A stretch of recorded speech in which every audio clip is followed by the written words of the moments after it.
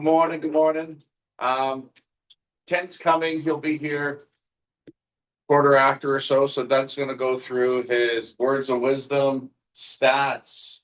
What else? Do you want me to go through it for you? No, but anyway, he's got good material, and then we'll take a little coffee break, because then Ken will be 3 minutes, we'll sit down again, and then we'll have the big bad Ken come up and talk to us. And all the things we're doing wrong. Well, we're not doing anything wrong. We're following the rules. As many as they are, we're doing a great job. So, everybody, Mr. Folds. Yay! This, by the way, is my happy time.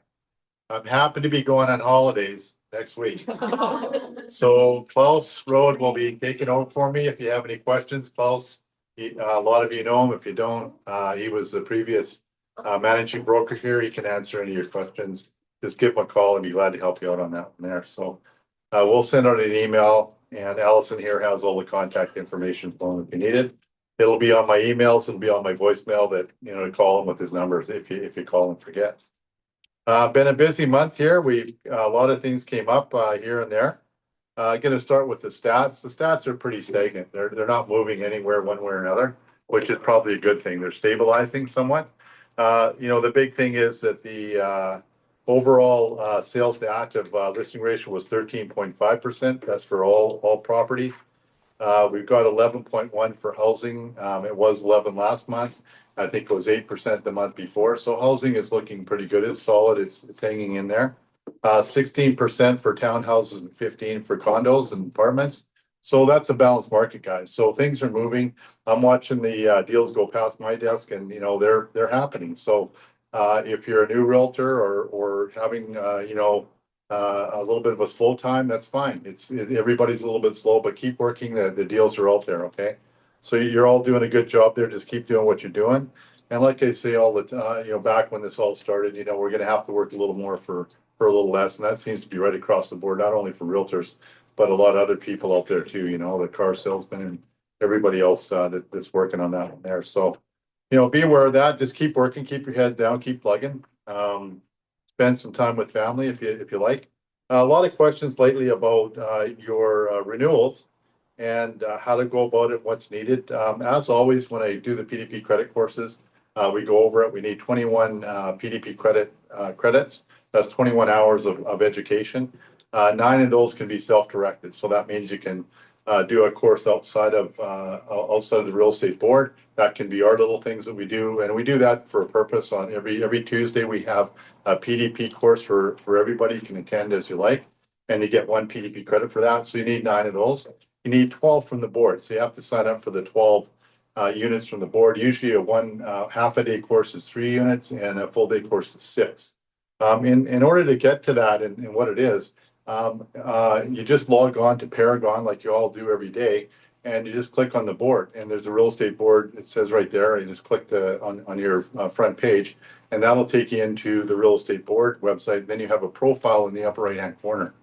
In the upper right-hand corner is your profile. When you click on your profile there, it'll give you all the PDP credits that you've done and need to do, and whether they're the self-directed or not, and it'll tell you about the BCREA requirements. There's 2 requirements for them, and they're separate from your PDP credit courses. So you need the 21 points plus the 2 courses from the real estate BCFSA, sorry, the regulator. And there's 2 there. There's the legal update, and there's ethics. So you got to do those courses and the 21. Okay, so it's just a click through on your own account there. Just when you're in Paragon, you can just pop into your profile, and it's all right there for you, listed out there. And you can even sign on to the different courses through your profile. So you can just hit a calendar, and it tells you all the courses there. We had somebody that was a little bit late there. I said, call the board and talk to them what you got, what you don't have. They called the board. They were late. Their renewal's coming up pretty quick, and the board signed them up for the courses that they need right away, like immediately. and then they had a couple online. So they were able to get in under the wire, but it seems that we all wait till the last minute on this and then we come up to a problem. So, do this right after your renewal. Start on those courses right away. That's what I always do. And I never come up to deadline. And, when you get your 3-month notice, then you start panicking. Do it well before then, guys. Just makes a lot of sense, especially the BCFSA accounts courses. They're hard to get in sometimes. So get those up front. Pretty easy to do. That's your renewals. We can help you with that if you need it. Give us a call and we'll kind of walk you through how to do that. But it's pretty straightforward. Throughout the last couple of weeks, we've been doing these PDB credit courses, and a couple of issues popped up relative to compliance and what the rules are and what the guidelines are in those kind of things. I'm going to start with issues we had with FinTrack. And guys, I just want to say right up front here, we're really not making these rules to antagonize you and make your life difficult. These are to keep us all out of real estate jail, and that's why we do it. And at Century 21, we go above and beyond what the actual regulations are, so that when the regulators come and do our audits, we're not going to get flagged on these kind of things. We kind of do a little bit more than we need to, just to make sure that everybody's covered. They're not going to audit you. They're not going to audit us. And if they do, we're all good and we're not missing anything. So this is coming from experience. I've been through a lot of audits. I shouldn't say a lot, a few. And I know what they look for and what they're hunting for. So we're just trying to keep you guys all on track here, and that's why we have the rules, regulations, all these forms that they need, these disclosure forms and remuneration and referral forms. They're all requirements. We're not making them up. So when Daisy gets you that email saying you need this or that or needs a little more explanation on that, please bear with us. We're just trying to do our compliance stuff and stay in line with stuff. We're not trying to antagonize anybody. Those are the requirements. And she has my full authority on that.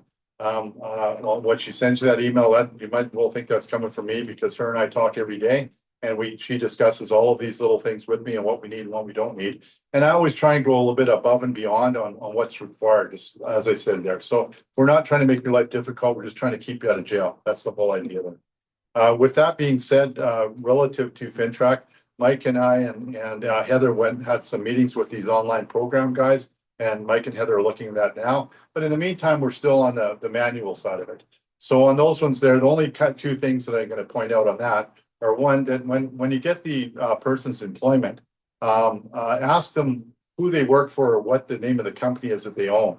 So if they say business of self-employed contractor, well, what kind of contract? What's the name of your company? I mean, even Wile E. Coyote had Acme Company, so everybody has a company that they work for, right? So don't tell me I'm Doug, contractor renovations. Well, what's the name of your renovation company? We all have one. It's just part of it. Just ask that simple question. It's not an actual requirement. You just have to put the other ones in there. But for our purposes, I think that it's a prudent thing to do. The other document or the other information that we need that was a question was when they give you a bank draft. We need to know what account that bank draft came out of, not just that it's a bank draft from CIBC. A lot of times it's better if you just do a wire transfer, and then Daisy gets a copy of where that came from, what account it came out of. And that'll suffice. But when we get a bank draft, that's not good enough. We can't just say bank draft from CIBC or Royal Bank or TD, whatever. What account did that come out of? What did they take it out of their own account? And you're supposed to put the account number on there and the name of the account. Well, a lot of people won't give you that. Is that the government that requires it? That's FinTrack. Yeah, it's not BCFSA, it's the FinTrack guys. And they're on the warpath lately because I don't know, they're finding all the companies and you're doing audits and so on and so forth. So they've come alive and now they're trying to justify their stuff. Legitimate bank. I mean, it's not a We know it's legitimate bank. So why do you need to question which account? It's not a privacy issue. Not getting the account number and so on. Yeah, Sonny there, it says that, I I understand. He's just saying that it's a privacy issue, and why would your client want to give that information? I totally agree with you. And that's why I'm saying that, if we're to ask who the guy company, what he works for, I think that's fair. That's a fair question. But if you ask for his account number, I don't believe that's a fair question, but they want us to ask it anyway. So what we'll do is I'll accept in there that we asked and they didn't want to disclose it. So I will accept that if you put that right in the FinTrack that you asked for it and they said don't. But if they give it to you, they give it to you. Just put it in there, guys. Don't worry about it. And that's the thing. 90% of the time they'll just give it to you. If they don't, we can put a note. I asked them what it was and they said no, they're not going to provide it for confidentiality reasons, whatever. Put that in the form so that Daisy can say, okay, well, we asked and that's all we can do. So I know Tracy was pushing for those numbers, but if you could put statement like that, then she. well, yeah, but that shouldn't be your default. Just saying, Sure. yeah, make sure you ask, and then if they give it to you, they give it to you, and if they don't, they don't, and then we'll deal with it. But don't give them that option. Don't just put that in on their behalf. Ask for that stuff. There's a reason for it. They're trying to protect us from money laundering and all these people coming into the country that ought not be here with their money and so on and so forth. So there is a reason for it. They go about it a funny way. It should be the banks and the policemen looking for these guys, not the realtors, you know, but it is what it is. So we're just working with compliance. When we ask you these questions, guys, again, we're not trying to make your life difficult. These are requirements that we have with FinTrack, you know, with BCFSA that we have to comply to these. So that's all we're trying to do here. We're just trying to keep everybody moving out of jail and keep it as smooth as possible. Question, Doug. Yeah. Isn't there an account on the bottom of the draft? There's some numbers on the bottom. That's not the account. That's not, the rule is what account has it affected, meaning what account did it come out of? The bank draft itself, all those numbers on there, that's the bank account number for their trust account. That's the bank's trust account, not the individuals. So Bill Smith, it only say Bill Smith for deposit and whatever on your bank draft. It doesn't tell anything where that account came from. Which leads me to one more thing on that one there. If that deposit is not coming from your client, that throws up another issue and another red flag. Who are these people? What's the The relationship? becoming part of the contract. Yeah. And then you got to do the FinTrack on them and where they, and normally, guys, it's the parents. You know, you need a co-signer on the loan. The bank said, no, we're not doing it unless you put mom and pop on. We do the assign, you know, we add their name and then the deposit came from them, or they may not even be on the contract and they supplied the deposit for the kids. So you need that information there too. So just be aware of that. It goes a little deeper than that. So these FinTrack things are things that we need, the requirements, and Daisy's authorized to ask for them. So we're not making this stuff up. It's all coming from FinTrack or BCFSA on that one there.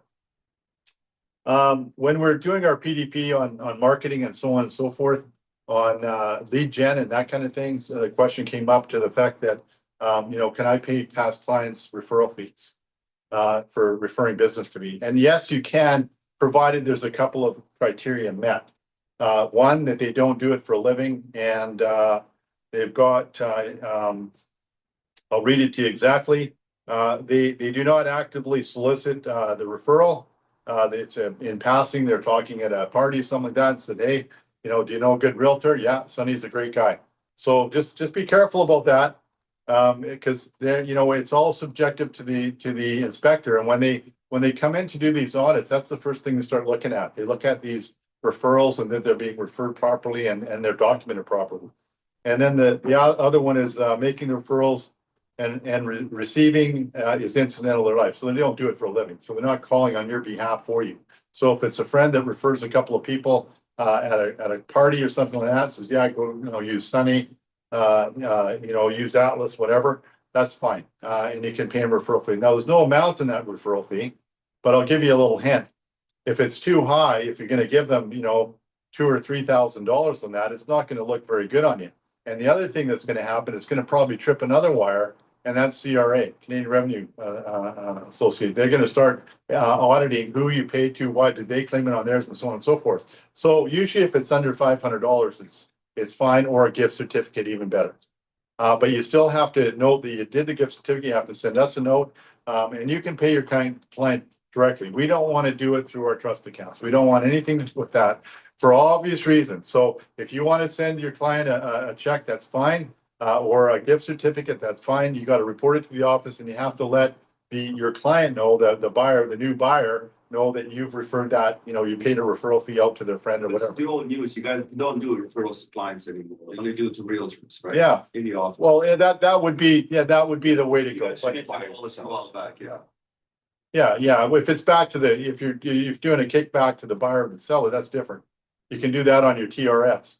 But if you're paying a third party, Yeah, I know. then we don't want to touch it with our trust accounts. We don't want to be there. So you can pay it out, but you gotta report it to the office and you have to, disclose it to your new client that you paid out a referral fee.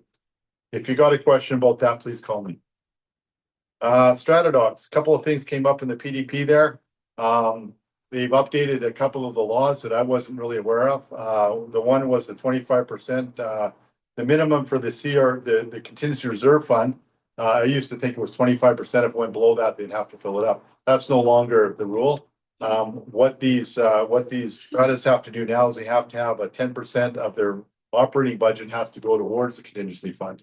So it's a little bit different now. It's not the 25% is the minimum, it's they have to have 10% of the budget going towards the contingency reserve fund. There's no minimum amount in the contingency reserve fund anymore. Now, if you want to tell the difference between, a well-run strata and one maybe not so well-run, you got to go to the depreciation report and see what they're recommending in the depreciation report, what they should be putting in their contingency reserve fund. If they're matching that or close to it, you're probably good. They're allowing for any of the possible expenses down the road. If they're not doing that at all, or not following what that says, then there could be a red flag there. So we can get that in a little more detail. That's what we talked about in the PDP course. That's what they're for. The other one was the depreciation reports. They're mandatory now. You can't have a 3/4 vote and say, no, we're not going to do one this year. And these stratas kept kicking this down the road. Every 3 years they'd have their 3/4 vote, say, no, we're not going to do it. We're not going to do it. But you can't do that. Every 5 years, got to have one regardless. So that's kind of the thing there. So that's a little bit about Stratadocs and what's going on with those. Just an update there. One thing that I came across this morning reading the news, and you probably maybe saw it too if you're reading the Vancouver Sun or Province, there was a ruling where a client bought a pre-sale a couple of years ago, and they paid, I think, $800,000 for it. Since then, the market's dropped. And so they kind of they dragged their feet and hemmed and hawed and all this other stuff and said, there were some problems with the unit when they moved in. It didn't have this or that was there. So they went back, they wouldn't close. They went back to the developer fixed whatever they were done. When they came back the next time, there was a leak in the wall somewhere and they said, no, they're not going to close. Went to court and they lost. They had to pay the developer $144,000. They had only put $25,000 down. So I guess the difference between what they had put down and what the developer lost, they had to cover less the repairs that needed to be done. So they got dinged for $144,000. So the lesson there, guys, when we tell people don't try and get up your contract, there's some reality to that. And really be careful when people are trying to back out. They could be sued for the loss, not only their deposit, but the loss that the developer made. And if that's a significant loss, if it was a $2 or $3 million property, that loss could be $400,000 or $500,000 up to 144. So another reason to talk to your clients about if they're trying to back out of a contract, whether that's a regular contract or a pre-sale, make sure that you're having that chat with your clients going forward. That it's not a good idea, and talk to your lawyer about that one there. But it doesn't look good on you. That's all I got, Mike. That's kind of the compliance and stuff. Unless there's any questions. That's it for me. I'm on holiday. See you later. Today's your last week? Friday, no, Friday. Friday's your last week. Friday's my last. Friday, I'm gone. So we see financial closure on Friday. Pardon me? No, I won't be around. Yes, he will. Friday's the 15th. I'm gone. So I want to recap what Doug was talking about compliance and all that. What we've noticed is anytime you ask about FinTrack compliance, and what they can answer the question with and what they can't, it's so vague. So we want to be on the other side of vague, but I told Doug and the FinTrack compliance app that we're going to talk about in a second, that I don't want to be a pain in the ass to you guys, but I want to protect you, because you can't afford the fines that will come to you if you just ad hoc it, right? So if you say, don't worry about it, don't fill out the blank, it's okay. Well, it's not okay. And you'll get such a kick that you probably won't recover from it. So my old boss, Brian Rushton, used to say, when we worked together, he would tell me what I have to say. And he says there's no gray area down below it, because if he gave me a little bit of slack, I would, as that salesperson, I would go to the easier side. So we're telling you, there is no gray area. Daisy will come back at you and come back at you. So we're going to go to a FinTrack app. There's a bunch of people in the office that are using it, that will make your life a lot easier as pertains to getting photos and whatnot and getting the customer to fill it out. And when it comes to Daisy, it's clean, you see it all, and we all have a copy and it stays in our storage. I think you're using it. You're using what's it called? Really? FinTrack. Huh? FinTracker? Yeah, FinTracker. I've been getting emails, but I'm not. Okay, well, I thought, anyway, there's a bunch of people in the office that are using it, so when we sign off on that, it's gonna be mandatory, everybody has to subscribe to it.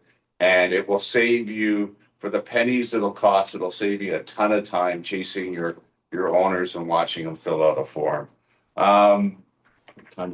Good, we got time for Ken. So a couple weeks ago, I was on a conference call with Century 21, Double Centurions and Better, talking about what their best practices are. So these guys are talking to each other, and they're not giving everybody lectures, but they're giving ideas about how their habits are forming, what keeps them in a good market, what keeps them in a bad market. So I made some notes, and I want to share it with you guys. Saying no is really hard to customers, but it saves you a lot of time when you're hanging out with the wrong customer. We are all yes men, right? Yes, we can do that. Yes, we can do it, but sometimes you can't. And if you practice saying no to things that just don't make sense for your business, it'll free up your time for the things that do. What works in a tough market? Conversations. That was everybody around the table said. Conversations are the best things that work in a tough market, not a text message, not an email blast, not whatever else you want to do it on social media, but calling the people, seeing the people is what really keeps you in mind for them, for the business. And there's one gal, I forget her name, that was on it, and she's a chatty one, right? And she says, I always talk to people when I go get coffee. I say hi, I do this. And she walked into her coffee shop and there's a bunch of guys all dressed up like tough bikers type of thing. Their bikes are out there. She said hi to them. She chatted them up. One of the guys had like a $3 million townhouse that he was considering selling. She went and looked at it. The guy was so meticulous. He was just with a bunch of friends that like to dress up as bikers and go around on the weekend and stuff like that for whatever reason. She got the listing. So have a conversation. Don't be afraid to say hi and tell everybody what you do. Run a Facebook group for your neighborhood or for your building. Make sense? We got 501 Pacific Street right here. Only building I know downtown. So find out if that building has a Facebook group. If it doesn't, make a Facebook group for it. And you'll be surprised at how many people in that building will come into that group. So if you have a building that you like, that you sold many properties in, do it. Because then you're going to be that neighborhood professional for the building. I thought that was pretty good. I've heard that one before as well. Ask the tough questions first, pre-qualifying. I think I've said that to everybody. Can't do business with anybody that can and can't afford to do business. So ask the questions, and if they match what you're looking for, then you carry on. The Brian Buffini Popeyes. I love Brian Buffini. He's just old school. Again, he's this old school.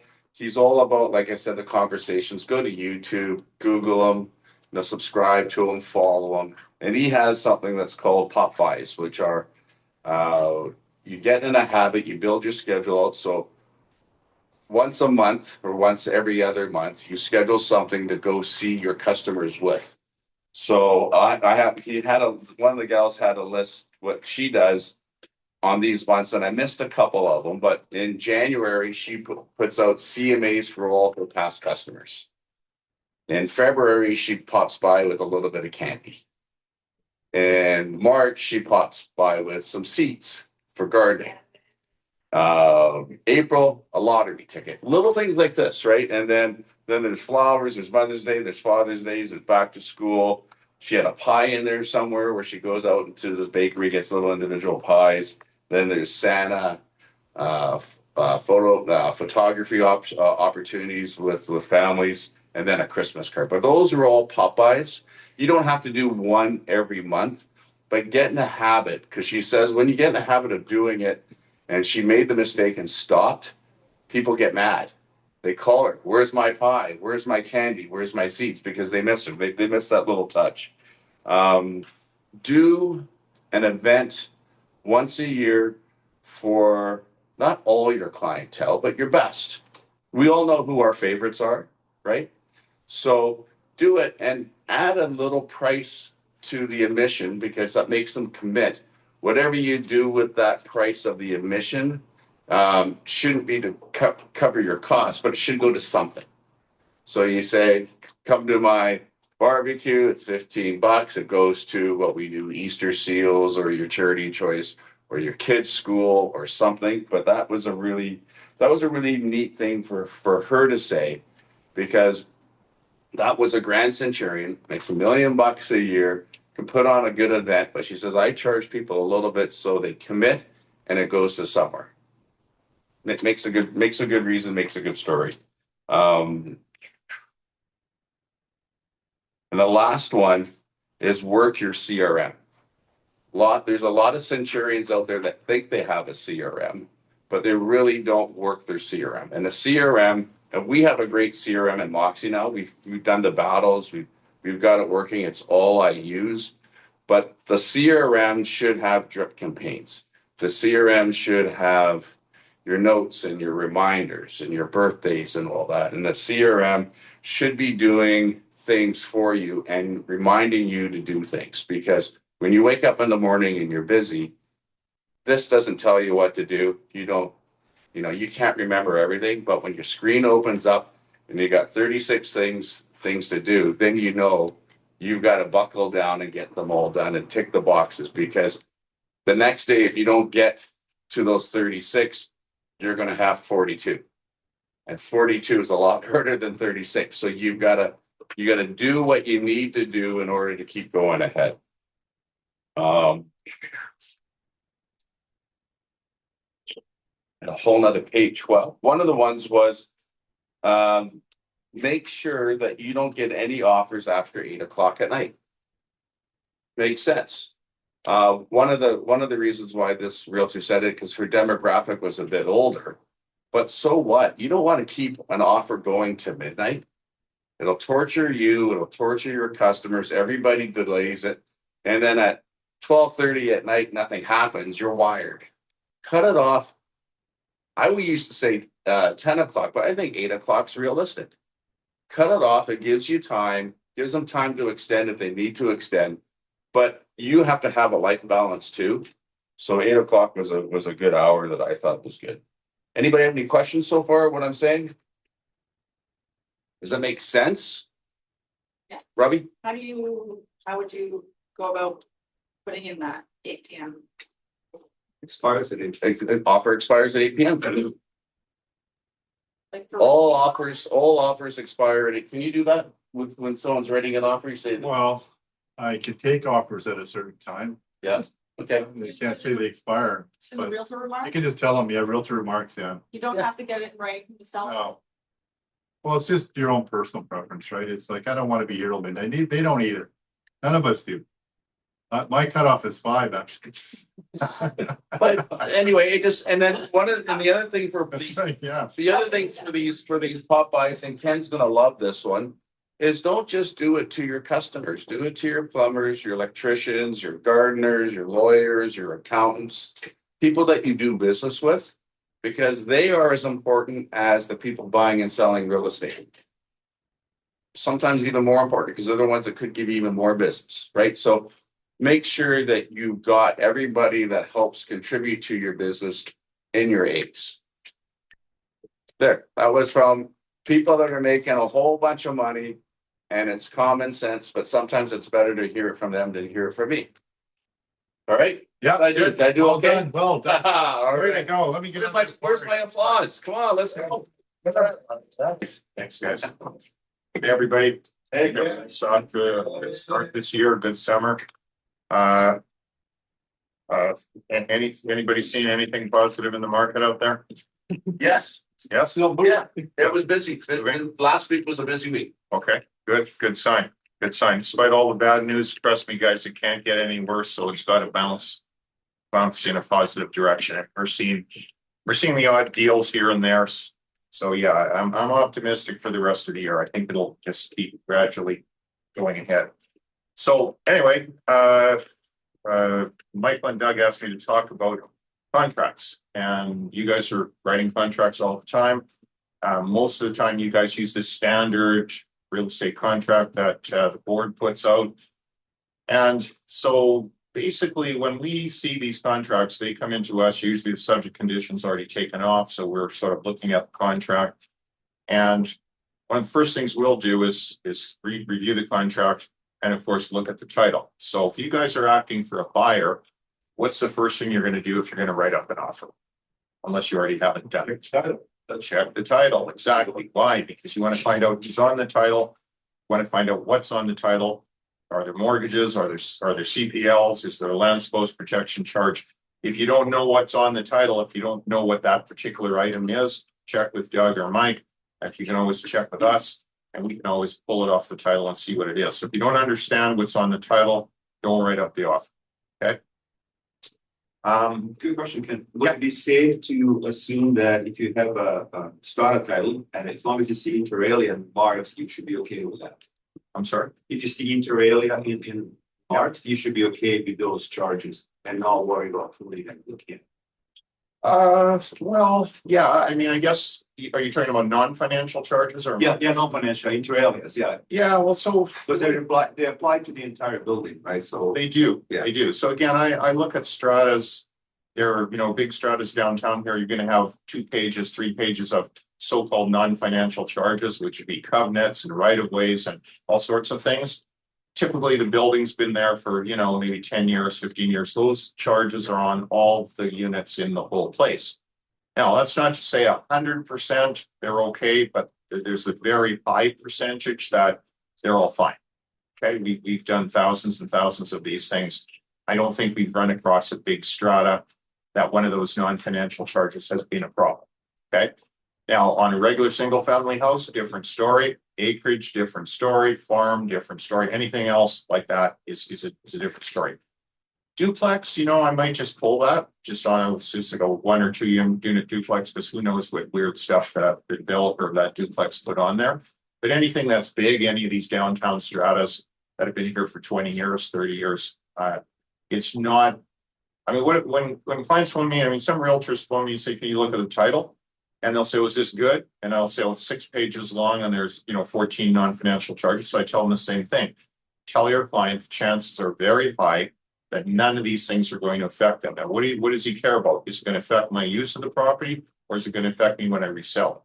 Generally, the answer is no and no. You want to be 100% sure? We pull every single one off the title at $15 a pop when we look at them. And we'll probably come to the same conclusion. But ultimately, at the end of the day, you leave it to your client to make the decision, but you can say, look, this we've seen lots of these, and this is extremely likely that you don't have to pull every single one. We've seen titles that are like 14 pages long. And you're right, they're all inter alia. Everything on that title is inter alia, except the guy's mortgage. Yeah. So you start off, you pull the title, it looks fine. And then you're going to write up this contract on behalf of your purchaser. So the whole point of this exercise is to avoid surprises for your purchaser. Because every time I come here, I say the same thing. Every surprise is a bad surprise. Okay, so as long as you know about it, it's okay. You don't know about it, you find out later. From my experience, I don't think we've seen one positive surprise in 30 years of doing this. Okay, so it's always worse than what you thought. If you knew about it, it's not a surprise. So first thing first, you guys, I don't know, has anybody actually read your contract lately from end to end? Standard real estate contract? Okay, well, that goes for most lawyers too. So they generally look at it once 20 years ago, and even when it changes, they generally don't look at it. But it's good to just be aware of some of those major things that are in there. Like I believe it's clause 18 or 19 says there's no representations or warranties that are not in this contract that matter. Okay, so if there's something in the listing agreement that's important to your client, maybe stick it in the contract. There's something that is that you want to be expressed in there, put it in the contract, because it's, oh, well, someone told me this. Well, I think this, I think that. So if it's on the contract, there's a pretty good argument you can't rely on. Okay, so keep that in mind. One thing I also tell clients, don't pay attention to really anything that's in the listing agreement. You can look at it, it's information. Anything that's important to your client, check it out. Or have your client check it. Okay, because listing agreements are notorious for being wrong. And I know the people that list properties, they may do their best. They may put in what they think is correct, but I find in a lot of cases it's not correct.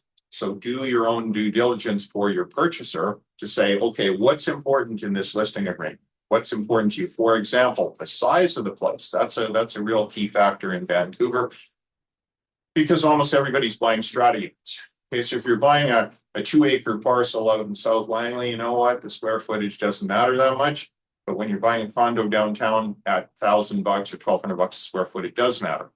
So that is typically not, for example, in the contract. You will never see a contract where there's a clause that says the seller warrants that this is 1,200 square feet. You're not going to see that. But you're going to see that in the listing agreement. Also 1,200 square foot, 2-level, blah, blah, blah. So for your client, is that important? Does the client care what the square footage is, or do they just look at the place and go, yeah, looks good to me, I'm fine with that? Well, when people buy condos, they do care about the square footage. So again, you're going to say to your client, what should we do? Should we check the strata plan? There's information in there about the square footage. Should we get it professionally measured, or maybe the seller did that? So the whole point of this, and we've had this happen, I don't know, maybe half a dozen times over the years. We look at the strata plan with the client when they come in, and the size is wrong. And not wrong, quite a bit, like a lot wrong. And it's always smaller. It's never bigger. You never come in and you see the client says this is 1,000 square foot and it's 1,200 square. That never happens. Okay. So again, that's important to your clients. Check it out in advance, one way or the other, by measuring it, by checking the strata plan, whatever.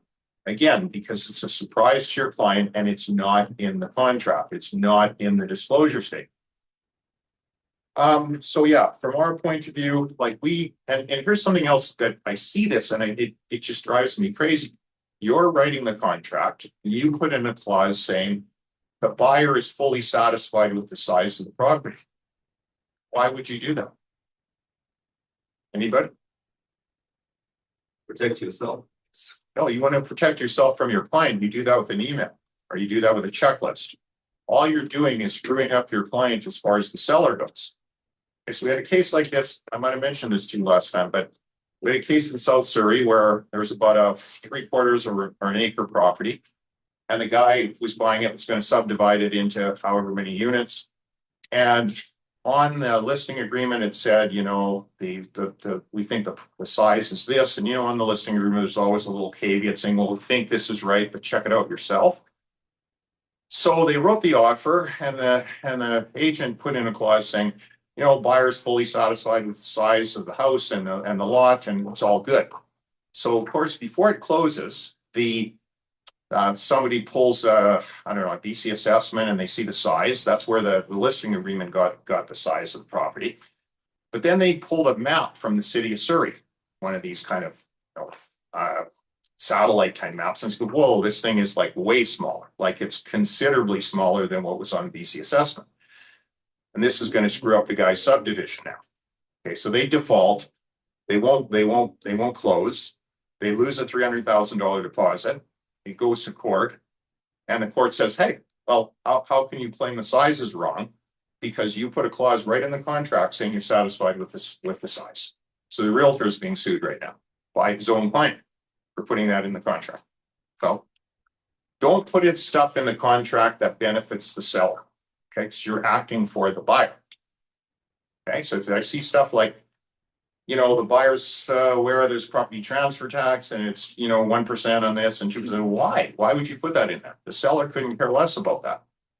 Again, you can confirm that with your buyer by an email or by a checklist. So there's two different relationships here going on. One is between your client and the seller, and the other one is between you and your client. Okay, so you want to protect yourself against your client. Make sure the client has the knowledge and that and understands things like property transfer tax. Somebody comes from Alberta, they never heard of property transfer tax. Okay, so you want to make them aware of that, but you don't need to put it in the contract. Okay, so just kind of rule of thumb: if this protects my client or it's important to my client, and it's for the benefit of my client, I'm going to put in the contract. But if it's not, then I'm going to discuss it with my client, confirm it with an email. What about your commission? Commission? What Yeah, commission? say, the seller agrees to pay the buyer's agent such and such commission if it's like a 1% or something, they agree to pay the full commission. Okay, seller's going to pay the commission for. Say they increase their commission, you got a 1% seller. Yeah. And you went to them and said, look, I'm not bringing you my offer unless you pay me, full standard commission, what that might be, whatever that might be. They agree to do it, and then the realtor puts that right in the contract. If the seller agrees to pay, 3.225 of the first 100, 1.1625 of the balance. Would that be, you want to do a fee agreement with that, or could you put that in the contract? I still think that's a fee agreement. That's between the realtors. It's not, it's your client. Your client is not really involved themselves. You could put it in if you want it in that particular case. Right. But again, I still think that's more of an arrangement between the realtors, not the clients. So actually you have three arrangements: the two realtors, the buyer and the seller, and you and your client. One more question kind of on that line. For deposits, when they pay a deposit on a foreclosure, you're the first guy in. So there's a foreclosure up there, you put your offer in with your subjects and subject to, and then you got a deposit that's paid to the office. The contract itself stipulates that if they don't accept that contract, we can automatically release the trust monies out of the trust back to the buyer. Some realtors want to put that clause in there to ensure that happens immediately so that their buyer can go look elsewhere. Okay, yeah, this is on a foreclosure. I'm just talking about a foreclosure on that. Okay. Well, foreclosure is a whole different kettle of fish, because typically the seller's realtor through the lawyer, because there's only like 4 lawyers, 5 lawyers, and do all the foreclosures in BC for the banks. So they attach a big schedule to the foreclosure document, which is as is, wherein is scheduled to the nth degree. Okay, so you're taking every risk. I can't remember off the top of my head if that's going to be covered off in that schedule or not. It's a big, long, extensive schedule. If you're ever going to write an offer on a foreclosure, first thing you want to do is read that schedule. Okay, because it lumps all the risk onto your client. It may include the deposit. I'm sorry, I haven't got one hand in front of me. But generally, I mean, if you on a foreclosure, if my memory serves me right, what's going to happen is you make the offer. The lawyer says, "Yeah, it's close enough. Let's take it to court." Okay, so you're probably not going to make the deposit at that point. Your offer hasn't been accepted by the court. Okay, so you're going to show up in court. Now the rules are changed again, so everybody can show up in court, including your client and any other Tom, Dick, and Harry who wants to bid. So whoever wins that bid, the court is going to let everybody bid, including the first guy, your client, who made the first bid. He can go out the door and make another bid if he feels everybody else is going to outbid him, because they know what he bid. Okay, so everybody goes out. 5 minutes later, they come back in. The master, master's kind of like the sub judge. He or she will open all the offers. Generally, the highest one wins. Okay, that's when you're going to make your deposit. Okay, so you make the deposits. It's accepted. First offer is always subject to court approval. Yeah, it's always subject to court. No. When you go to court, it's subject free. Only first. What is accepted to the first offer to bring deposit to the court date? Yeah, I don't see why you'd make a deposit because your offer isn't accepted. Why would you make a deposit at that point? So you got to rebid at the court. I was recently looking at it and it said the deposits due on subject approval, so that would have been more the subject. Well, if that's the way they wrote the offer, I mean, so you say these are customized. I mean, they still use the standard offer that you guys use all the time, but they customize it with the schedule. So if they want you to make the offer at that point in time, fine, you make the offer. But obviously, if they don't, if it's not accepted, then you obviously want your offer, you want your money back. Yeah, I so mean, honestly, that doesn't make any sense to me, because why would I make an offer when it's still subject? There's still a subject condition, which is subject to the court proving it. I'm subject. That- Yeah, nowadays, like I said, they changed this about a year ago and they did, foreclosure lawyers all hated it, so it's gone back to the old system where everybody can show up in court. Okay? So you're like 50% likely, if it's a good property and it's a good value, you're 50% likely to get, because other guys are gonna show up and maybe outbid you. Okay, so, Once you are at the court, you have to have the deposit ready. oh yeah, you have to have the deposit there, so you're prepared to make the deposit right on the spot. So question, you need to have the draft ahead of time. And then once you already have the offer in place, you go to the court and then you want to change your offer based on like whatever, like based on the people there, right? Let's say you want to increase it. Now, how do you have the draft? Because the draft changes, right? Yeah, like I guess you'd have to do in that case is you say, I have a draft for this amount, I'll just go out to the bank and get another draft and we'll top it up. That's something, like I said, same argument holds true if you made the deposit on the spot when they took when they accepted your offer. So if you went into court and you upped your bid, then bottom line is your deposit's too small, right? Can you write a check? So Well, they don't take Yeah, checks. right. They would have to be a certified check or a bank draft. the other thing I saw on the addendum was the GST clause basically saying if it's owed, buyer would need to pay it and they're never buying seller. Yeah, no, like I said, you have to read these things carefully. There's GST in there.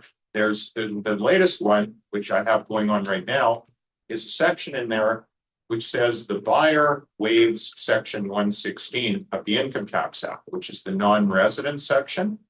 And basically says the seller is going to make no representations about the residency status of the buyer, and the buyer will not, under any circumstances, withhold any money under section 116. And that was one thing we're going to get to here, which is buying from a non-resident. So one issue you get when there's a foreclosure is quite often the person vacates the property and nobody knows where they are.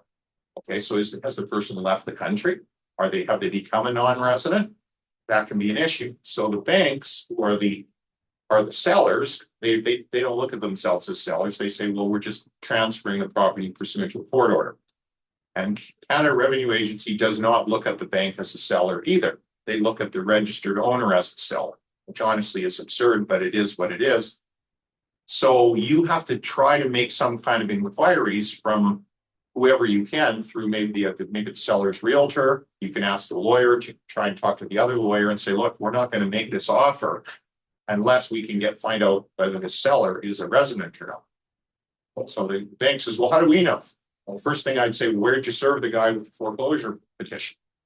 Oh, in China. Okay, that's not a good sign. You serve somebody in China, you're telling me they're a resident, so I want to hold back 25%. Okay? No, we served him next door. Okay, well, that's something. Does anybody else know anything about the guy? Because section 116 makes you as a buyer make reasonable inquiries about the residency of the seller. Doesn't mean you have to be right, but you have to make reasonable inquiries. And if you don't make any inquiries and it turns out the seller is not a resident, you could be stuck paying the capital gains tax for the seller. Okay, now this is an interesting thing, and we're sort of veering off a little bit here. This wasn't supposed to be on foreclosures, but if you pull the title and you find the guy paid $1 million for the property maybe 3 years ago, now it's in foreclosure and you're putting an offer in at $750. Is there any risk there? Now, on the face of it, no, there isn't, because the guy is actually selling the property for a $250,000 loss. There can't be a capital gain. Now, having said that, if CRA comes along and says, did you withhold? And you say, well, I didn't, because, we didn't know where the guy was. And everything we checked, the guy wasn't a resident. Turns out he became a non-resident.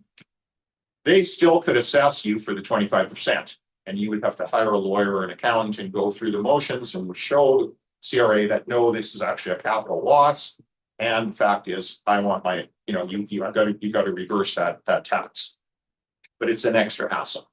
So the bottom line is these foreclosure lawyers, they're litigation lawyers. Okay, they're not real estate lawyers. They don't give a crap about anything.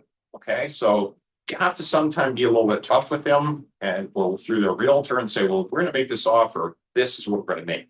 You don't like it, tough luck, we're not doing the deal. And so right now, as you know, the market is not booming, so they're gonna move a little bit. And this residency stuff, no, we wanna know what you know. Okay, we know you're not gonna make it as a representation or a warranty, but we wanna know what you do. Was your moral of the story with the seller with the 250,000 on the line? Was your moral of the story that the risk is if you're working with a non-resident, this could happen? Yeah, well, if it turns out if the guy getting foreclosed has become a non-resident, is he gonna be liable for any tax? No, because he's actually selling it for a loss. This whole thing about this 25% holdback is if the guy made money. So you look at the title, you see he bought it for $1 million, you're buying it for $1.5 million. There's a $500,000 gain there, or a $250,000 capital gain. Somebody's got to pay the tax on it. But what I'm saying is, if it's gone the other way, and that's why he's being foreclosed, the problem you can run into is CRA says, well, so here's another thing. So just in case you guys, anybody hasn't bought a property lately, you may say, well, how the heck would CRA even know this sale happened? They, you know, what are they checking the court records or the MLS every day? Well, when you fill in a property transfer tax form now for a buyer, you have to get the seller's name, I think the social insurance number, forwarding address, et cetera, and that's all goes into the property transfer tax return for that buyer. Okay, so your standard contract was changed a couple of years ago so that the seller gives that information. Okay, so which they never did before. A few years ago, the seller never filed anything with anybody for any reason. Okay, so now what happens is the BC government, they take that information because the property transfer tax is an electronic form. So when you file it electronically, they have information about the seller, which they wouldn't normally have before. So you got the seller's name, the seller's phone number, social insurance number. I'm not sure if they've got the social insurance, so it's the name, phone number. So they know there's a sale and they don't know who sold the property. So in my case of the loss, the $250,000 loss, CRA is going to know about that sale. Okay, so if they choose to get involved in it and they say, okay, well, how come this guy's a non-resident? How come nobody filed anything? Then you could be stuck with this rigmarole of proving to them there was no gain, even though you're not the seller, but you can show that what the seller bought the property for, and you're just going to go through all this red tape to show there's no tax outstanding. So again, that's why I say you got to push the seller's lawyer through the realtor and say, we need to know what you know. Okay, you don't need to make a representation, you don't need to make a warranty. Let's start off with where'd you serve the guy with? Where'd you serve him? By the way, give me a copy of the affidavit of service. Okay, so that I can have that on my file. We served him in Yaletown. Okay, well, that's something. Do you need to worry about this in the regular contracts? Or just? No, in a regular contract, the seller is around. The seller can actually sign an affidavit, which the buyer's lawyer sends to his lawyer saying, I am a resident. Okay, so that's CRA will accept that.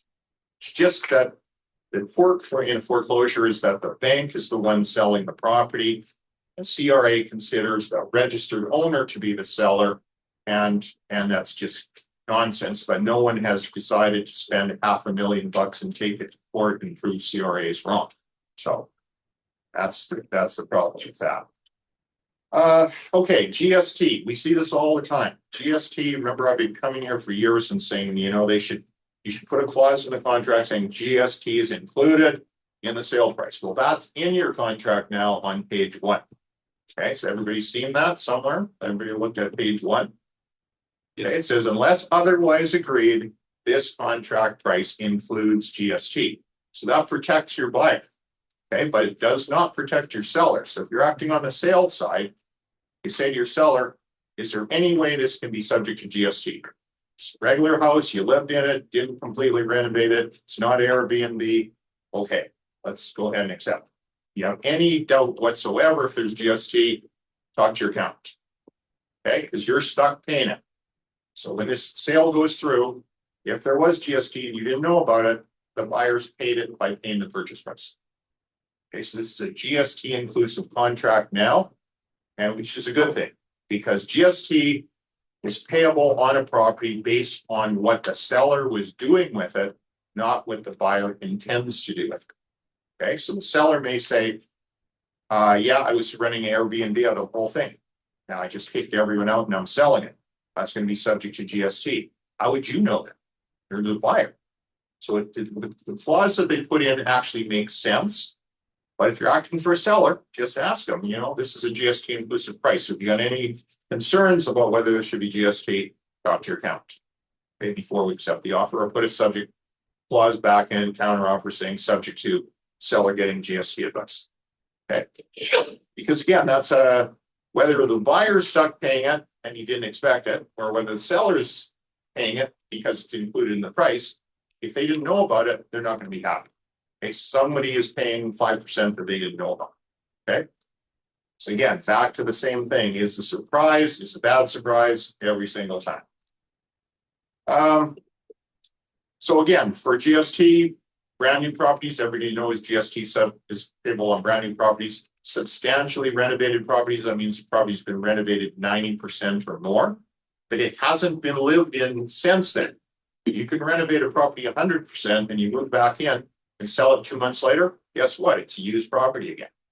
Okay, so when you renovate a property to an extremely high extent, put it on the market, it's going to be subject to GST. What if you live in it for 2 months, not a year? Is there like a time? Doesn't matter as long as it's used again. Okay. So that's something. If someone says, "Oh, it was renovated last year," so what? Somebody living in it now? Is there a tenant in it now? Is there an owner in it now? It's back to being used again. Could renovation be inclusive of the condo if you completely renovate a condo from the studs, or is it just single family home usually? No, it's the same. It's for anything. 90% or more renovated, it's considered new. That means somebody's charging GST on it. Yep. Is there a minimum time, like 2 months or? Well, there's no actual rule of thumb. I guess if you completely renovated it and it was like brand new and you moved in over the weekend and then you moved out, that would be a little dicey. Because if again, we're always back to, well, what if somebody challenges this? What if CRA challenges this? Okay, well, did you actually move in? Did you live there? Did you set up your cable? Did you set up your phone? Did you set up utilities? Did you set up anything? So when somebody says, well, was this turned back into a residence? Well, we had a case just like this about a year ago. This same fact circumstance, and the same thing came up. Well, should we just rent it out for the weekend, you know, and then say it's rent, you know, it was used again? Well, like I said, anytime a government audits anything, they want to see proof. So did someone really move in? So when you really move in, you set up stuff like phones and utilities and hydro and this, that, and the other thing. If you're just going in there for window dressing, then yeah, there's going to be an argument that you never really moved in and it's not used, and therefore there's GST. Okay. I always say in those cases, when in doubt, the guys who are really the GST experts, your clients, a lot of them will have an accountant. Go talk to your accountant. Is this going to work? Because they're always dealing with CRA all the time, and they got a pretty good idea of what CRA will or will not accept. So I always say, when you're not sure, check with somebody who does that for a living. Okay, and GST is one of those issues. Same thing with Airbnbs. A lot of people, well, I guess not so much anymore doing Airbnb, but that was a thing back a few years ago. Less so now. If you're buying in Whistler or any resort area where everything's short-term rental, you're almost always going to be paying GST. So again, if you see a contract like that and your client was living in Whistler and selling his property, you're going to want to change that first page. So you're going to put a clause in and saying, well, no, this particular sale is subject to GST. Okay, because the first page says it's not, and it's included. You're saying no in the clause. It's payable. And people who buy this stuff in Whistler, they'll generally get their own GST number and they'll just offset the GST into the future, and it just keeps getting pushed down farther and farther and farther, because the people who buy that kind of property, they might live in there for like a couple of weeks during the ski season or whatever, and then they rent it out in a pool for the rest of the time. So it's basically short-term rental. But again, that's a typical exception in all the resort areas. You'll see everything's rented out short-term. So from CRA's point of view, short-term means anything less than a month. So if you're renting out stuff by the week or by the day, that's short-term rental, that's commercial use, that's subject to GST. Okay. Property transfer tax. Okay, so you guys know that the first-time buyer, there's still some confusion on this. You're a first-time buyer, you've got an exemption. What's the upward limit of the property? How expensive can this property be? Anybody? How much? Yeah, 1 million. So that's for the new stuff. We're just trying a first-time buyer here. 835,000. No, 850. 850. 835. 835. Okay, and then there's a sliding scale up to 860. At 860, it's 0. Okay, so it gets smaller and smaller. At 835, it's a full exemption. But what does that mean? What is a full exemption? $8,000. Okay, so it's not the full $835,000 is not exempt. The first 500,000 is exempt. If you are buying a property with What your did they say? partner, it's your first time, but not first time for that person, how about that? Your first time for, So first time home buyer, it's me, for Yeah. example, and my partner is not first time home buyer. Yep. How does that apply? well, it depends who's going on title. So your share will be exempt, his share won't be. Oh, So half? so half. Yeah, if you're going half, let's say you're in a joint tenant, then you're gonna pay, the exemption will be cut in half. Because your half will get the exemption, his half will. What if they're common law or married? Yeah. So it's still half and half. Yeah, it's based on the status of the buyer. It's not based on whether they're married or not. So the problem you run into, and this one's a kind of a gray area. Many years ago, when we would have first-time buyer and we put the husband on for 99% and the wife on for 1% because you can save the tax. Well, ever since 2016, they've changed things when they brought in the foreign buyers tax, and so they're somewhat more aggressive now about people having different percentages of tax. Now, sometimes you can call the property transfer tax department and they'll say, well, it's just husband and wife, they're both Canadians, we don't get involved in that. So, maybe yes, maybe no. If one of you, however, is a non-resident, or someone is not a Canadian citizen, not a permanent resident, but the other spouse is, okay, then they're subject to that 20% foreign buyers tax on their share, which is a lot of money. So when if you are, for example, because we get questions all the time. People are, I'm moving from the States, my husband's a Canadian, I'm not, let's buy a house here. And then you tell them about the foreign buyers tax and they say, oh, let's just go 99.1. So I'll go 1%, that the Canadian will go 99%. That's going to be audited by property transfer tax every single time. Every single time. Okay. And the penalties for this anti-avoidance are very substantial. You can pay a big fine, you could even go to jail, although I don't know if anyone's ever gone to jail, but so the point is, if you're going to do that, if you were going to put the husband on for 99% and the wife on for 1%, you actually have to have a business case for that division of money. So if you can say, for example, all the money came from the husband, okay, the wife didn't put in any money. Okay, well, that's fair enough. Husband says, well, that's why I'm going on 99%. Or maybe we need to put the wife on the title to qualify for a mortgage. So you can get the mortgage broker to say, no, husband can't qualify by himself. He's putting in the money, but we need a mortgage. And the bank's saying the wife has to go on the title. That's why she's going on for 1%. So we had a case just like this, actually, about 2 years ago. And the guy had a pretty good business case to say he should be on title for 90%. The wife would be on title for 10%. And sure, of course, they audited the file. Absolutely, 100%. So they actually made the guy, and in the meantime, the wife became a Canadian citizen during the 1 year. So if you pay that foreign buyer's tax and the person who's paying it becomes a Canadian resident within that year, a permanent resident, then you can get the tax back. Anyway, so they audited the thing and they actually made the guy dig up his bank statements from the United States. Let's see where the money came from. Was it in your own account, not a joint account? And we told him all this in advance, so he had all the paperwork ready. But they wanted a paper trail for everything. So you can't, it's very difficult when you're kind of fooling around now with these percentages, at least particularly if someone is a foreign buyer, one of them is a foreign buyer, you actually have to have a real business case to have the percentages in a certain way, as opposed to usually 50-50, which is what most people do. They go joint tenants or they'll go tenants in common for 50-50. So the bottom line is the government makes it their business to ask you why you did this. And the act is very clear. It says if you are doing this for a legitimate reason, for tax planning or from some other reason, then you're fine. It's not tax avoidance. But if you're doing it just simply to avoid the tax, why did you go 99.1? Oh, well, so we could save the tax for the 99%. That's not going to work.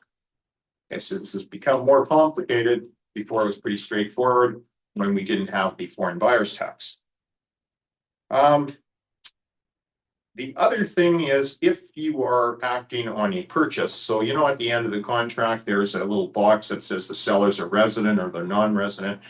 Like pay attention to that box, because if they're a non-resident, then you're gonna have to, well, the lawyer probably will insist on a 25% holdback for the property. But if you're acting for the seller and the seller's a non-resident, you can have to tell them, okay, we're going to have to hold back more than likely 25% of the sale price. And you're going to have enough money left over to pay the real estate commission and pay off the mortgage. Okay, because everything's got to get paid off, but we're still on top of that, we're going to have to hold 25% in somebody's trust account. Okay, so sometimes that can actually cause a problem for the seller. Because the seller goes, well, I can't close because I got to pay off the mortgage, I got to pay off the realtor, I got to pay off the lawyer. There's not 25% left over. Okay, so you want to do that calculation if you're acting for a seller. Do we have enough money to close? Is that 25% of the capital gain or 20? No, 25% of the purchase price. That's the What if they gross don't purchase price. have enough money and it's a closed? Sorry. What if they don't have enough money and the sale's already closed? Would that happen? Well, the seller would have to put in their own money to Yeah. close the deal. We actually just had one of those. The seller actually wrote a check for like 30 grand, put it in our trust account. Yeah. And then he basically got most of the money back, but there wasn't enough money to do the whole holdback. So yeah, so again, this is just to avoid a surprise. So when your seller goes to sell and then you say, oh, we got to hold this back and here's the mortgage amount, oops, we're short of money. So what do you mean you're short of money? I'm the guy selling. How can we be short of money? Well, because we've got a whole bunch of money back. I think we already covered this maybe like 3 times, but is there risk for a buyer if they're buying from a non-resident? Yes, There is, but we talked about. that's the risk. That's why there's a holdback. Yeah, yeah, okay. So again, if the seller says, I am a resident, here's an affidavit saying I'm a resident, you have no reason to suspect otherwise, you're fine. It's your lawyer, your notary, whoever is going to get that affidavit from the seller. The other hand, if you're pretty sure that seller is a non-resident, you still have to make extra inquiries, even if he says he's not. Okay. But most of the time, you don't even know the seller. How would you even know? This guy's a non-resident. So bottom line is, again, that's just one more. Don't want to have a surprise. This one is not as big a deal anymore underground oil tanks, in Vancouver, because almost everything here is condos now, but for houses, older houses, you may want to put in a clause about no underground oil tank. And I believe you guys have a standard clause in your real estate forms. It's just because, and I just actually have one right now today, where a client is trying to sell his house in New West, and he has apparently New West has changed their rules over the years. So about up to the late 50s, people used to have these 1,500 liter fuel tanks in the ground with fuel on, and that's how they would heat their house. And I don't know, late 50s, early 60s, they switched to natural gas. So what do you do with this giant, huge fuel tank in your yard? Some people did nothing. They just closed it off, which is not a good idea. Some people had it drained and then filled it up with sand and left it there. And some people took it out. So it's all 3 possibilities.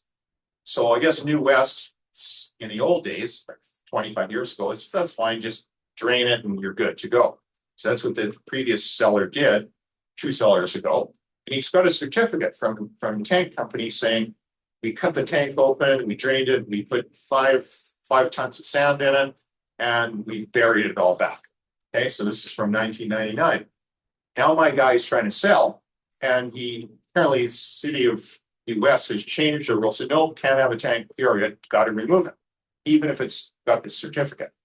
So we get some company to do that, and they find there's like fuel oil all over the place. Leak through this thing, because again, 40 years later, whatever it is, these things perforate and there's fuel there. And so he has to pay $120,000 to get it fixed. So you remove the tank, take, I don't know, 40, 50 tons of dirt out of the place, put in new dirt, cost him $120,000. So so now he's wondering, like, who can I sue over this? Because I got this certificate from 2 owners ago that says somebody actually drained the tank. There was no evidence of fuel oil and filled the tank up with sand. Now that company's not there anymore. It doesn't exist. Anyway. So bottom line is, if you're buying, and it's just mostly for houses, if it's an old house in the 50s, early 60s, put in a fuel tank. If the seller, I mean, that is mentioned in your PDS. It says, are you aware of a fuel tank? Most people are going to say no. So that doesn't really mean much. Get your client to do, get one of these tests where you send out somebody there to see if it's there. If you can get a warranty from the seller, do it. Because yeah, it can be very expensive if there was fuel and it did leak. Yep. Can that be a warrant instead of a subject? Yeah, absolutely. For sure. And I've seen sellers sign it. So yeah, I'm sure I'm fine. I can warrant there's no fuel tank. Good. And if there is one, then he's going to get stuck in. Okay. What else? Foreign buyers. We get a lot of questions about foreign buyers. So if you guys have somebody that wants to buy from the US or from somewhere in Europe or whatever, that foreign buyers ban is still in place till January of next year. My guess is they'll remove it next year, but it's still there for now.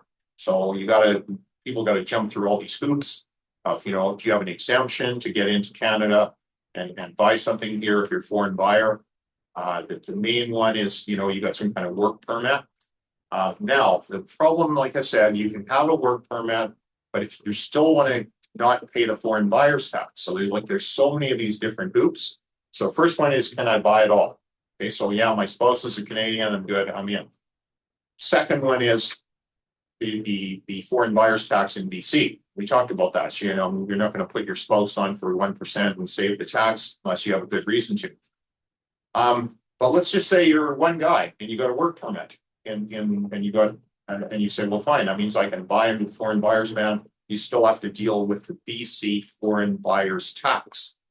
So if you want to get around that one, you go through this BC nominee program. So you just Google BC nominee program. There's a provincial program that if you're accepted as a non-resident into the system through that program, you're not going to pay any foreign buyer's tax. Have you seen that happen in your practice? Yes. Yes. And a lot of times we have people phone us and say, well, I have this thing's been accepted. Can you have a look at it? So we'll look at it. As long as the person has made an application for permanent residency, well, that, I don't know, it's got like a 3-month window. During that time, he's made the application, then he's fine. Because again, you don't want to be paying this extra 20% on top of the regular property transfer tax that we've already paid. So yeah, I can see that, I could see the government ramping up the enforcement of these taxes, because of course, as you all know, they're short of money. We're running huge deficits in BC now. So these things that I want to say they look the other way, they're just going to be more diligent in trying to collect money from them. Okay, same property taxes or any other kind of taxes. So the thing about a contract is, you want to, I guess from my 2 bits, first thing you'd want to do after you check the title, it looks okay. And if you're not sure, like I said, check with Doug or Mike or send it to us if there's something weird on the title you haven't seen before. I'm kind of a fan of saying, if I haven't seen it before, I want to see it. Because you can always pull everything off the land titles. Whatever's on there, you can get. So if you don't know what it is, and your manager or Doug and Mike don't know what it is, we don't know what it is, let's get it. See what it is. Maybe it's nothing. Okay. Once you're past that, listen, what does your client want? What is your client expecting? What is your client going to do with the property? Live in it, rent it out? What's the plan? And who's going to be on the title? And who is going to, are you guys residents, non-residents? Those are all questions you would ask your client And if, you check all the boxes, and like, I'm a fan of saying, well, like I said, I'm not a big fan of putting this stuff in the contract unless it's for the benefit of your client. Okay, so in like a warranty, like Doug's saying, yeah, I warrant there's no underground oil tank. Well, that's for my benefit. Okay, but in terms of property transfer tax, size, all this other stuff that I'm gonna agree to, that's between me and my realtor. I don't need the seller to know about. Along those lines, because I'm going back to Doug's question about the 1%, because I have negotiated my commission on a CPS contract, and I do feel weird doing that. As a lawyer, would it be better for you to see it like in the seller to do an addendum about the commission? Like, how else would you change your commission when you're dealing instead of putting it on the CPS? Be agreed. The agreement? Okay, sounds good. Yeah, because again, that's an agreement between the realtors. I mean, the listing, the guy who's selling, he's gonna have an agreement with his realtor to pay X commission. And then if you're gonna make an agreement with him, then that's kind of between you guys. It really doesn't have to be in the contract. So I mentioned something that just slipped my mind. The seller does sign the deed agreement clause. Yeah. Yeah, Yeah, the realtors and the seller. So it's more of just a contractual thing. It's not really related to the purchase itself. But it's important. Obviously, the commission's important to you guys. Kind of a different. Yeah. The foreign buyers tax, we heard anything about that being waived within the year? You mean like the BC foreign buyers tax? Canada. Of the Canada? There's a foreign buyer's ban. The ban, yeah, I don't think they're gonna, if they're gonna extend the ban. That would be my best guess. When is the expired? And January 1 next year. Yeah, so I think that will actually bring a lot of people back in. Now, again, even if they do away with that, I'm not sure the BC government's gonna do away with the foreign buyers tax. That's the 20% that you get stuck with if you're a foreign buyer. They should, if you want to bring people back into Canada, you want to get the housing market getting going again, get rid of both of those things. Like they're both. I don't know if you have to get rid of it because other countries have it. You just don't have to kill the person with it. The whole idea for a foreign buyer's tax is so the person registers so they're a foreign buyer. So when they sell, they pay their capital gains because it's not their primary. Well, that's true. And you could make it smaller. You could make it 5%, or you could make it 10%, and 20% is pretty extreme. Most people just go, look, I'm not buying that. Now, again, that only applies to residential property. It doesn't apply to commercial property. So again, you guys are going to mostly deal with residential property. So that's going to be effective for you guys. Any other questions? Anything that jumps to mind? So take your time when you write the contract, and I agree. You guys were talking about doing a contract at 8 o'clock at night or midnight or take your time, write it out, put it in the contract. You're right. You could say we'll accept offers up to 6 p.m. or 7 p.m. Otherwise, make it for the next day. Come back. Yep. No, we're doing foreclosures, but this foreclosure, you can't. I'm guessing you can't cross anything out of it because it's written by the lawyer or the seller. Well, let's see what happens when you make the offer. This schedule that's 5, 6, 7, 8 pages long on the back. It says this supersedes everything in the contract. Yeah. So whatever you put in the contract doesn't matter. It's subject to the schedule. So And you can't change the schedule. you can't change the schedule. Because the GST thing is a little bit. Because this person's using it as Airbnb, so they're gonna owe GST. Are they paying it? We don't know. Yeah, if the guy was using it for Airbnb, very likely it's payable. So then my offer then in that case is you're paying the GST, or else drop your price enough that you're covered for the GST. So take 5% off what you're going to pay, and then you may get stuck with it, but you've already covered it off in the price. Foreclosures, by the way, guys, you don't get a deal on a foreclosure problem. So that's why I kind of said to most people, don't waste your time, because you're going to hire a lawyer. Fees are going to be anywhere from $3,000 to $5,000 for legal fees, and you're not guaranteed to get the property. And if you do get it, and other people show up, you're going to overpay for it. So is it a deal on foreclosure? And the other thing is, don't ever buy a foreclosure where the seller is still in the property. Okay, because they can trash that place and there's nothing you can do about it. Okay, so if it's been locked down, check with the other agent. Is the lender in control of this property? Is it vacant? Okay, so then you go look at it, it's going to look the same way. That schedule says could look anyway, doesn't matter. But if no one can get in there, it's gonna pretty likely you'll be in the same shape. Last thing you need is move in there and it's been trashed.